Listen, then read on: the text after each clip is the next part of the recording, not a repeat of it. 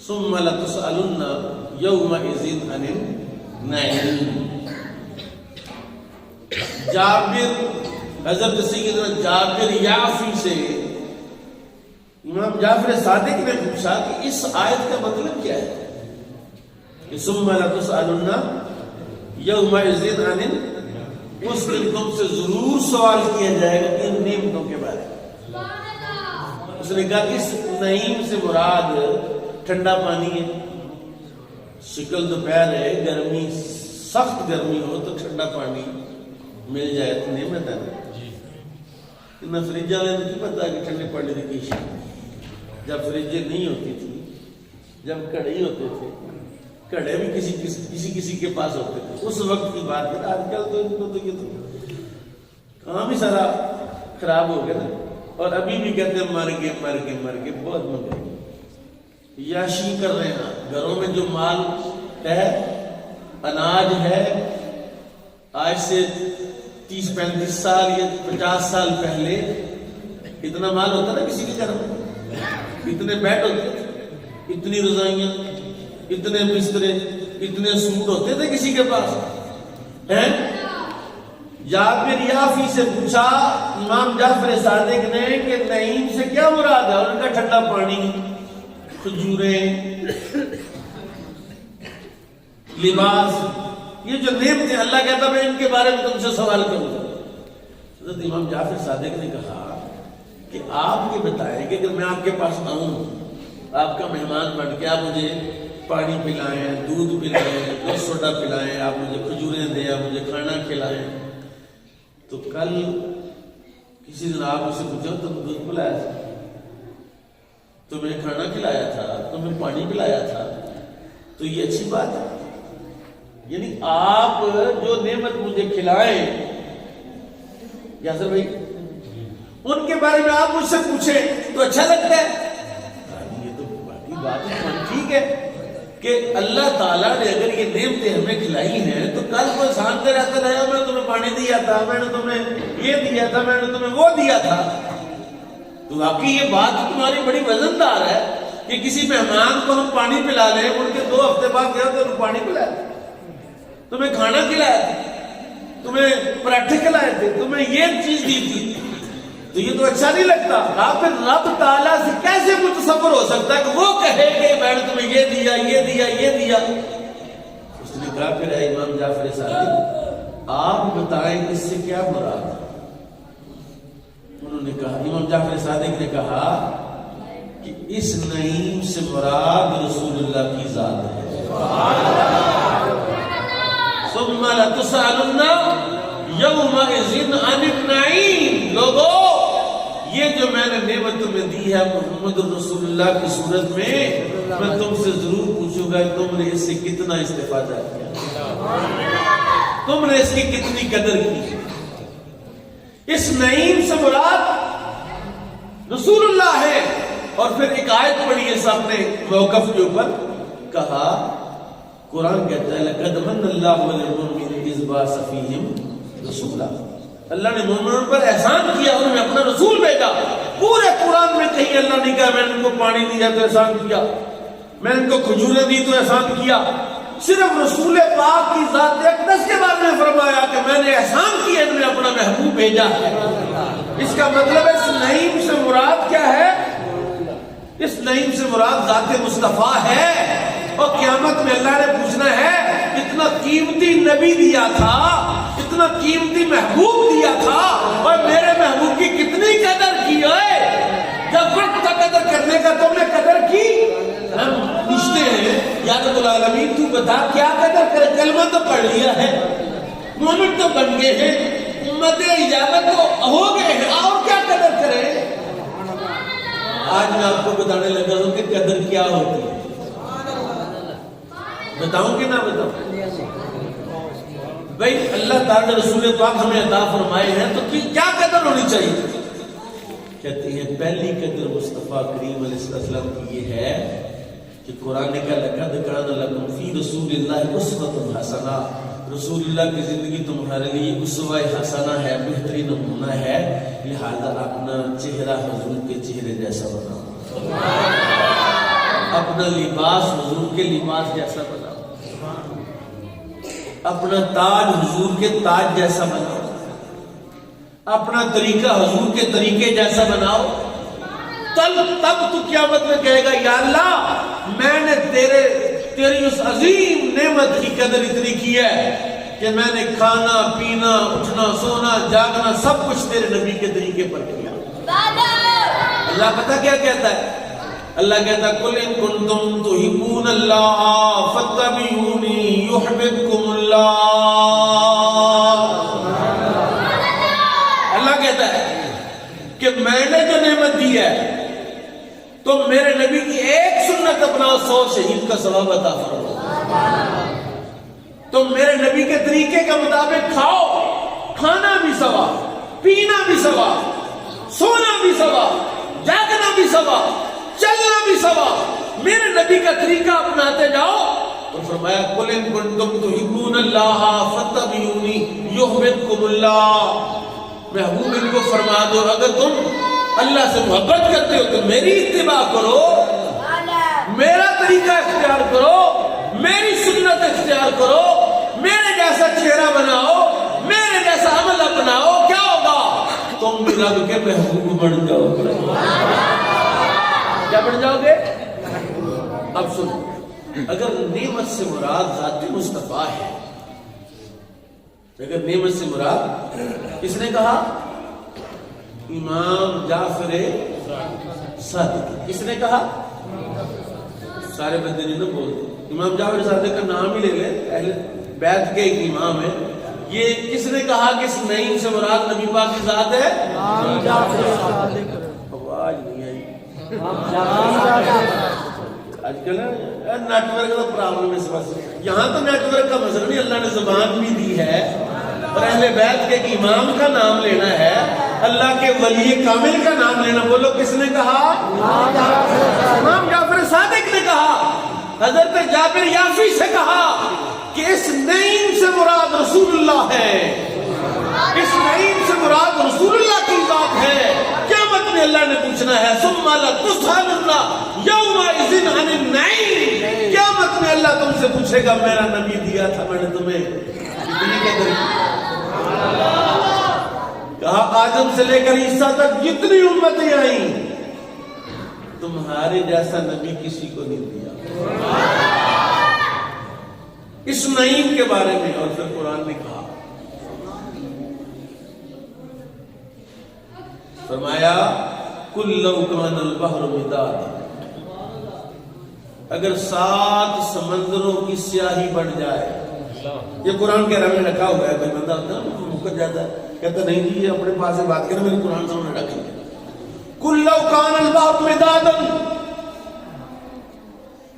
7 سمندر ہیں اگر یہ سیاہی بن جائے. اور فرمایا سورہ لقمان کے اندر انما،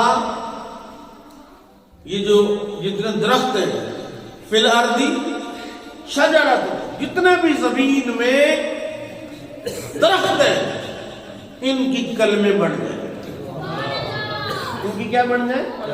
کلمے بڑھ جائیں. اور میرے رب کے کلمے لکھنا شروع کر دیں. قُلْ لَوْ كَانَ الْبَحْرُ مِدَادًا لِكَلِمَاتِ رَبِّي لَنَفِدَ الْبَحْرُ قَبْلَ أَن تَنفَدَ كَلِمَاتُ رَبِّي وَلَوْ جِئْنَا بِمِثْلِهِ مَدَدًا. تم ان کو بتاؤ کہ اگر 7 سمندروں کی سیاہی بنا لو، کائنات کے سارے درختوں کی کلمے بنا لو اور اللہ کے کلمے لکھنا شروع کر دو، کتاب کلمے ختم ہو جائیں گی، 7 سمندروں کی سیاہی ختم ہو جائے گی، اللہ کا کلمہ ختم نہیں. یہ کون سا کلمہ ہے؟ 114 سورتیں تو اللہ نے قرآن میں نازل کی. یہ قرآن سے پڑھا ہوا 30 پارے ہیں. یہ ساری کلمے تو رب نے قرآن میں نازل کیا. اور قرآن کے بارے میں اللہ نے پتہ کیا کہا؟ بڑی مزیدار بات کہ اللہ کہتا ہے کہ اس قرآن میں وَلَا رَتْبٍ وَلَا يَابِسٍ إِلَّا فِي كِتَابٍ مُبِينٍ. سبحان اللہ. پوری کائنات میں ساری چیزیں تبیان لکل شیء، یہ قرآن میں ہر شے کا بیان کر دیا ہے، ہر خشک اور تر چیز کا بیان قرآن میں ہے۔ تو جب قرآن لکھ لیا تو اللہ کہہ رہا ہے کہ یہ میرے کلمے تم لکھ نہیں سکتے، وہ کون سے کلمے ہیں؟ کہتے ان کلموں سے مراد ذات مصطفیٰ، ان کلموں سے مراد شان مصطفیٰ، ان کلمات سے مراد فضیلت مصطفیٰ، ان کلمات سے مراد رفعت مصطفیٰ صلی اللہ علیہ وسلم ہے۔ اور یہ بات میں اپنے پاس سے نہیں کر رہا کہ آپ کے مفتی صاحب یہ آپ کی اپنی تشریح ہو سکتی ہے، کوئی حوالہ بھی دے، اب حوالہ سن لیں۔ شیخ عبدالحق محدث دہلوی نے مدارج النبوت لکھی ہے، اور مدارج النبوت کے آغاز کے اندر انہوں نے لکھا کہ یہ جو کلمات الہیہ ہیں وہ کیا ہیں؟ وہ کلمات الہیہ سے مراد ذات مصطفیٰ۔ خود حضور نے ایک جملہ کہا، حضور نے فرمایا لم یعرفنی حقیقتی غیر ربی، میری حقیقت کو میرے رب کے سوا کوئی نہیں جانتا۔ کوئی نہیں جانتا تو پھر اتنی تفسیریں لکھی گئیں، اتنی سیرت کی کتابیں لکھی گئیں، اتنے مغازی لکھے گئے، اتنے احوال لکھے گئے رسول پاک صلی اللہ علیہ وسلم کے، جب سے آپ پیدا ہوئے اس وقت سے لے کر جب آپ کا وصال ہوا اس وقت تک، بلکہ حضور کو قبر میں اتارنے تک، حضور کی قبر پر مٹی ڈالنے تک، ہر شے آپ کو کتابوں میں درج ملے گی۔ ابھی تو 1,24,000 کم و بیش ہے۔ جاؤ آدم کے حالات لے کر آؤ، جاؤ شیش کے حالات لے کر آؤ، جاؤ نوح علیہ السلام کے حالات لے کر آؤ، جاؤ عیسیٰ تک چیلنج ہے، ان نبیوں کی سیرت تو اٹھا کے لاؤ، نہیں ملے۔ میرے نبی کی ذات اقدس کے بارے میں جاننا ہو کہ حضور کی داڑھی مبارک میں کتنے بال سفید تھے، سیرت مل جائے گی۔ حضور کی پیشانی کیسی تھی، سیرت مل جائے گی۔ حضور کے یہ رخسار کیسے تھے، سیرت مل جائے گی۔ حضور کے ہونٹ کیسے تھے، سیرت مل جائے گی۔ حضور کے یہ پروٹے کیسے تھے، سیرت مل جائے گی۔ حضور کی گردن کیسی تھی، سیرت مل جائے گی۔ حضور کی انگلیاں کیسی تھی، سیرت مل جائے گی۔ حضور کا چلنا کیسا تھا، سیرت مل جائے گی۔ اور پوری دنیا کے اندر تاریخ انسانی میں کسی انسان کو اتنا ڈسکس نہیں کیا گیا، کسی انسان کو اتنا بیان نہیں کیا گیا جتنا میرے مصطفیٰ کو بیان کیا گیا۔ پھر یہی نہیں، اللہ نے میرے آقا کو بیان کرنے کا انعام بھی رکھ دیا کہ جو میرے نبی کا نام لے گا، میرے نبی کی شان بیان کرے گا، میرے نبی کا طریقہ بیان کرے گا، میرے نبی کی پیدائش بیان کرے گا، میرے نبی کی رفعت بیان کرے گا، تو وہ عبادت لکھا جائے گا۔ جب یہ آیت اتری نا ورفعنا اللہ کا ذکر، تو حضرت رسول پاک نے صلی اللہ علیہ وسلم نے پوچھا جبریل سے کہ جبریل، اللہ کہتا ہے میں نے آپ کے لیے آپ کے ذکر کو بلند کر دیا، اس کا کیا مطلب؟ اللہ نے کہا ورفعنا، تو محبوب چاہ رہے ہیں کہ جبریل اس کی تشریح کرے کہ میری رفعت ذکر کا مطلب کیا ہے۔ بتایا رب تعالیٰ سے پوچھ کے، اللہ نے کہا اذا ذکرت ذکرت معی، محبوب تیری رفعت ذکر کا یہ عالم ہے کہ جہاں رب العالمین کا ذکر ہوگا وہاں تیرا ذکر ساتھ ہوگا۔ اذا ذکرت ذکرت معی، جب کوئی میرا ذکر کرے کائنات میں تیرا ذکر ساتھ ضرور ہوگا۔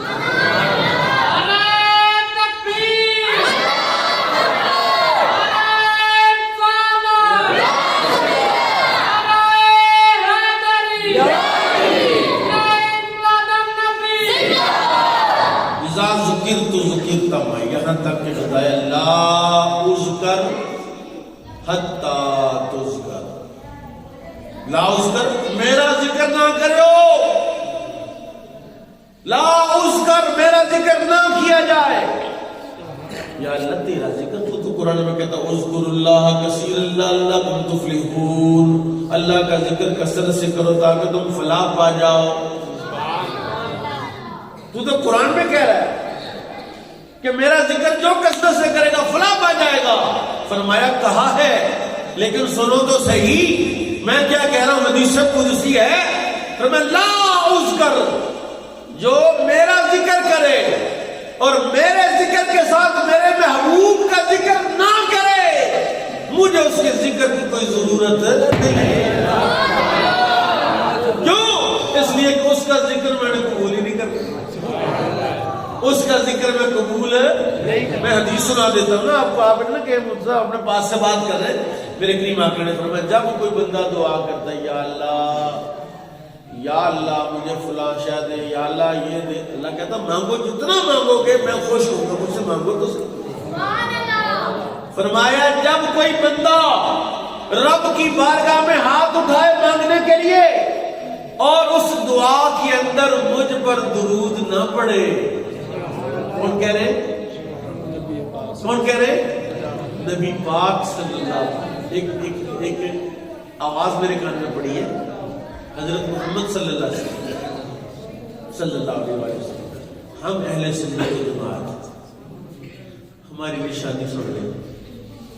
ہم جب حضور کا ذکر کرتے ہیں تو حضور کا نام نہیں لیتے. حضور نے فرمایا, نبی پاک نے فرمایا, رسول اللہ نے فرمایا, آقا نے فرمایا ہے.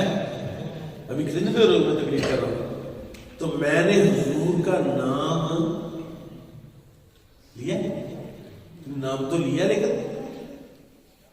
کثرت کے ساتھ میں کہہ رہا ہوں حضور نے فرمایا, رسول پاک نے فرمایا, نبی پاک نے فرمایا, کملی والے نے فرمایا. اور یہ ہم نے رب سے سیکھا. کسے سیکھا؟ میرے اللہ نے پورے قرآن میں میرے نبی کو نام لے کر مخاطب نہیں فرمایا. تھوڑا سا سمجھا دوں نا آپ کو, مغالطہ نہ لگ جائے. ایک مولوی صاحب تبلیغ کر رہے تھے, میرے مشاہد ہیں مولوی صاحب, ان کی بہت بڑا منار میری مسجد کے پاس. پچھلے 15 سال سے میں ناروال میں ایک مسجد میں خطیب ہوں.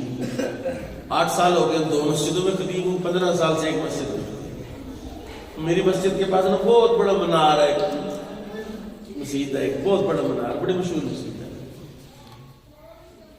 میں مدینہ مسجد سے تقریر کر کے مکی مسجد میں آ رہا تھا.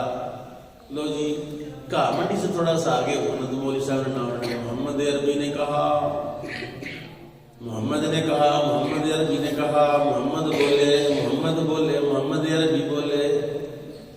اچھا اتنی دفعہ اس نے میرے کریم آقا کا نام لیا, کوئی صلی اللہ علیہ وسلم نہیں پڑھا, کوئی اس طرح لقب کے ساتھ, کوئی اس طرح ہوتا ہے نا. تو مجھے بڑا عجیب لگا اور مجھے بڑی خوشی ہوئی کہ یار ہم اہل سنت و جماعت وہ مسلک ہے جو حضور کا تذکرہ بھی ادب سے کرتے ہیں. پہلے زمانے میں, آج کل تو نیا دور ہے, نئی روشنی. آج کل جتنے ہسبینڈ ہیں نا, ہسبینڈ, پہلے جو شوہر ہوتے تھے, اس سے پہلے جو سرتاج ہوتے تھے, خاوند ہوتے تھے, تو عورتیں ان کا نام کیوں نہیں لیتی تھی؟ ادب کے ساتھ, تو بے ادبی سمجھتی تھی. ہم ساری اپنے ابے کا نام کیا کہتے ہیں؟ ابا جی, ابا جی. کوئی پاپا جی آپ کا کہنا شروع, کوئی ڈیڈی کہنا شروع. لیکن پاپا کا, ابا جی کا, ابو جی کا ہم نام نہیں حالانکہ لینا چاہیے. میں اپنے ابا جی کی بیٹا طفیل صاحب, تو طفیل صاحب کہوں گا تو اس کا مطلب تو کون ہے, میرا منڈا ہے, تو طفیل صاحب ابا جی. میں نے اپنے موبائل میں نا لکھا ابا جی حضور, کیا لکھا ہو ابا جی. وہ بی بی آئی نا, شادی ہوئی اس کی, اس وہ نکاح ہوا, سسرال میں نماز پڑھ رہی تھی, اللہ نے اولاد دی, بیٹے دیے. اس کی شوہر کا نام تھا رحمت اللہ. کیا نام تھا؟ اب وہ نماز پڑھ رہی تھی، اچانک سلام پھیرنے لگی تو اس نے کہا میں تو کہوں گی السلام علیکم تو میرے بندے کا نام رحمت اللہ، تو کہیں بے ادبی نہ ہو جائے. اس نے کہا السلام علیکم ننے کے ابا، السلام علیکم ننے کے ابا. مقصد ایک مسئلہ سمجھانا آپ کہ ہم رسول اللہ کا نام نامی، اس میں گرامی، اس کا تذکار نہیں کرتے بلکہ رسول پاک کے القاب بیان کرتے ہیں، کیونکہ ہمارے رب نے قرآن کے اندر رسول اللہ کے لقب ہی بیان فرمایا. اللہ کہتا ہے یا ایھا المزمل، یا ایھا المدثر، یا ایھا النبی، یا ایھا الرسول. کہیں اللہ نے یا محمد نہیں کہا قرآن. ہم اہل سنت والجماعت